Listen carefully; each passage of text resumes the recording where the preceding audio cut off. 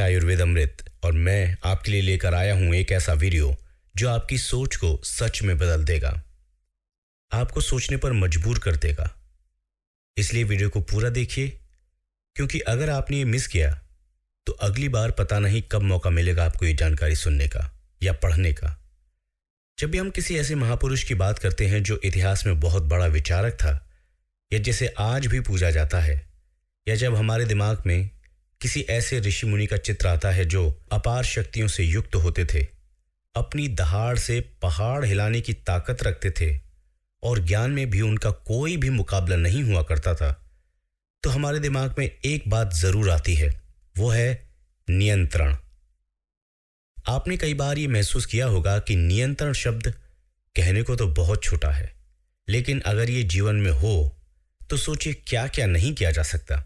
उदाहरण के तौर पर अगर आप खाने में तली हुई बाहर की चीज़ों पर नियंत्रण करते हैं तो आप एक सुंदर और हेल्दी जीवन उपहार में पाते हैं। वहीं अगर आप अपने विचारों, बातों और इमोशंस जैसे कि गुस्सा, रोना, हंसना, प्यार में कुछ भी कर देना, इन पर नियंत्रण करते हैं तो आपको एक शानदार और दमदार पर्सनालिटी गिफ्ट में मिलती है। ये तो आप भी कई बार महसूस कर चुके होंगे कि यार मैं अगर ये नियंत्रण कर लूँ या कंट्रोल कर लूँ तो ये ठीक हो जाएगा। जैसे अगर आप सिगरेट पीते हैं, शराब पीते हैं या कोई भी ऐसा काम करते हैं जिसकी आपको आदत है और वो आपके शरीर के लिए नुकसान भी पहुंचा रहा है, तो उस पर आप हमेशा कंट्रोल करने की कोशिश करते नजर आते होंगे, लेकिन दुर्भाग्य से आप ऐसा नहीं कर पाते। बस तो समझ लीजिए कि नियंत्रण आपको भिखारी और राजा दोनों बना सकता है। अगर ये है तो राजा, अगर ये नहीं है तो भिखारी। जितना नियंत्रण आपका मजबूत होता है उतनी ही आप तरक्की करते हैं। आयुर्वेद और आध्यात्म एक दूसरे से गहरा संबंध रखते हैं। जैसे पूजा पाठ में इस्तेमाल होने वाली कई चीज़ें ऐसी हैं जिनसे आपकी सेहत अच्छी रहती है, जैसे लौंग, कपूर, गुग्गुल, धतूरा और भी बहुत सारी चीज़ें। आध्यात्म और आयुर्वेद का ये रिश्ता अगर समझने का प्रयास करें तो आपको कई सवालों के जवाब तो यूं ही मिल जाएंगे। पूजा पाठ और भक्ति में इंद्रियों के नियंत्रण पर जोर दिया जाता है, जैसे भोजन का त्याग, वस्तुओं का त्याग, बैठने की ध्यान मुद्रा, सात्विक भोजन और सबसे महत्वपूर्ण ब्रह्मचर्य का पालन। आपने कई बार ब्रह्मचर्य शब्द सुना होगा, लेकिन ये ब्रह्मचर्य होता क्या है?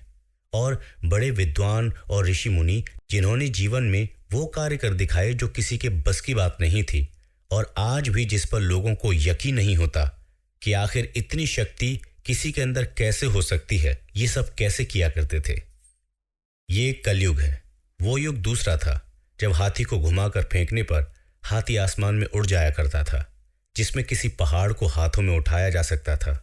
लेकिन कलयुग में लोगों में ईश्वर का भय कम हो गया है, अपने जीवन में नियंत्रण खो चुके हैं। भोजन में मिलावट, विचारों में मिलावट, नकारात्मकता को अपनाने का कोई भी भय नहीं, खाना पीना सब कुछ अनियमित, और ब्रह्मचर्य की तो बात ही छोड़िए। उम्र से पहले ही आज के बच्चे अपने कौमार्य यानी कि वर्जिनिटी को तोड़ने में बिल्कुल भी नहीं हिचकिचाते। अब सवाल उठता है कि आखिर ब्रह्मचर्य क्या है? ब्रह्मचर्य वैसे तो अपने में कई अर्थ छुपाए हुए हैं, लेकिन सबसे सरल और सबसे महत्वपूर्ण पहलू यह है कि ब्रह्मचर्य नियंत्रण का ही एक दूसरा नाम कहा जा सकता है। हालांकि ब्रह्मचर्य का अर्थ बहुत गहरा है। ब्रह्मचर्य में आपको वीर्य को बचाकर रखने के लिए नियंत्रित होने को कहा जाता है, यानी आपको वीर्य बचाना चाहिए। वीर्य पुरुषों के अंडकोश और अंग के मार्ग में मौजूद प्रोस्टेट, सेमाइलन वेसिकल और यूरेथल नामक ग्रंथियों में से निकलने वाले रसों से निर्मित होता है।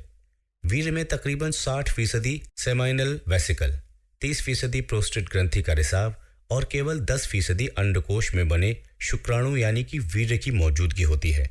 पुरुष जननांग के नीचे लटकने वाले अंडकोश यानी कि शुक्राशय में शुक्राणु निर्मित होते हैं। इसका कारण यह है कि शुक्राणु बनने के लिए शरीर से कुछ कम तापमान की आवश्यकता होती है। अब सवाल उठता है कि ये वीर्य बनना कब शुरू होता है? किशोरावस्था तक शुक्राशय में शुक्राणुओं का निर्माण शुरू नहीं होता है। इसकी शुरुआत लगभग 11 से 13 साल के बीच होती है और 17 से 18 साल तक इसकी प्रक्रिया में तेजी आ जाती है। अंडकोश से निकलकर शुक्राणु इसके ऊपरी हिस्से में तकरीबन 1 महीने तक सक्रिय रहते हुए इकट्ठा रह सकते हैं। जहां तक बात है शुक्राणुओं के बनने की पूरी प्रक्रिया की, तो इसमें करीब 72 दिन का समय लग जाता है। यानी कि ये शुक्राणु किशोरावस्था से बनना शुरू होकर जिंदगी भर बनते रहते हैं। शुक्राणुओं के निर्माण में हमारे मस्तिष्क में पिट्यूटरी ग्रंथ, FHH हार्मोन और टेस्टिस से निकलने वाले टेस्टोस्टेरोन हार्मोन आदि की महत्वपूर्ण भूमिका होती है। इसलिए इन हार्मोन्स की कमी होने पर शुक्राणु नहीं बन पाते हैं। अब सवाल आता है कि आखिर ब्रह्मचर्य करके इस वीर्य को शरीर में रोकने से क्या फायदा होता है।